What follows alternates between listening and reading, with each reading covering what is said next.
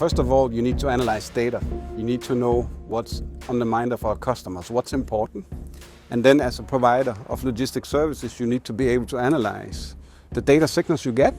So basically see where there's smoke before there's fire, so you can actually notify your customer about something that is about to happen, so that you have a proactive view on it rather than waiting for incidents to have happened. So disruptions today are plentiful. We see tariffs. We have seen what is going on, for example, with COVID. We've seen what is going on in terms of the Red Sea situation. Those are things that you cannot predict. Those are things that are hard to control.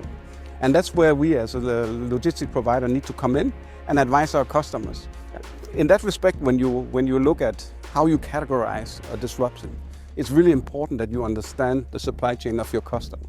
Because for some customers, 1 day delay is okay. For other customers, 3 days delay is okay.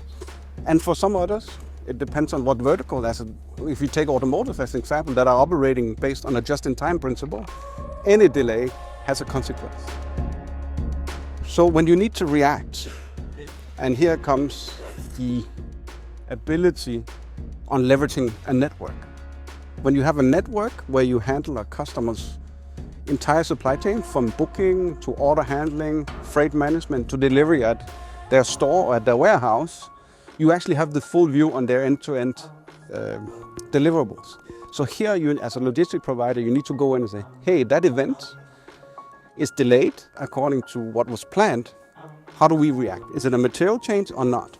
And that's where the distinction between how important is this is where we need to come in. And again, data points count.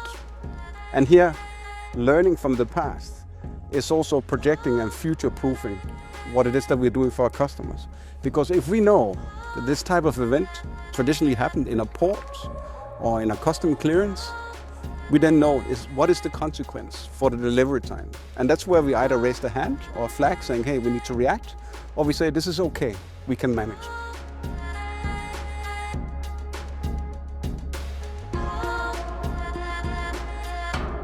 I see a lot of complexity in today's world and in people's supply chains. Complexity that has changed over the past 5 to 6 years, where people see disruptions, they need to relate to tariffs, they also need to relate to digital agendas, and they need to actually relate to logistics decisions that are not of what they're supposed to do. It's not at their core. So many of our customers, they produce good products, they fulfill requirements for their customers, but logistics is an added complexity. And that's where a logistic provider can come in and say, hey, why don't I manage some of those complexities for you? Because it's not at your core. When you need to talk about digital transformation, you need to talk about AI and automation. Leave that to professionals, leave that to logistic providers, and let them handle that complexity so you can focus on your core. That is some of the things that I'm hearing from customers. Take away the complexity from logistics and manage that on our behalf.